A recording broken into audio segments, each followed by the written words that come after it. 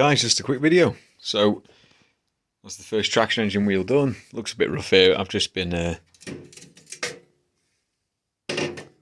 just take the front spokes together and I'll lathe them off and make some little hubcaps for them. So that's an idea of how it works. Pretty sure for them.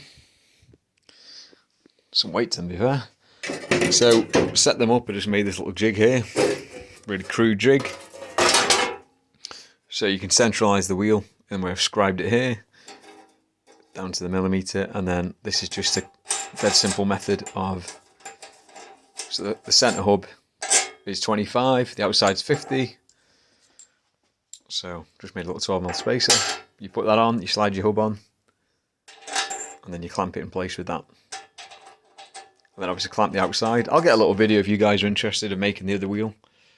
Just thought it's a bit boring, but you know, it should look pretty cool. Nice little you know, a bit better than obviously what the book says. We're just having the flat wheels. I just thought it looked a bit more in keeping with the traditional engines. And then this is something else I've been working on. So I've got a project coming up, loads of stainless bar, well, tube to weld, caps on the end of tube. So I'm making a rotary welding table. So this is what I put in the previous video. So inside is a little windscreen wiper motor. Can't see it very well. There we are. 12-volt one, so we've got a little inverter. Speed control, or DRO. So I'll quickly give you a little demo of that. So the plan is, obviously that disc will go there, so you can use it in the upright position like that. Or if you need to do horizontal welding, it will stand up on its side. Or the other way on the back. And I'll just give you a quick demo of it working. So here we are. Turn it on and off.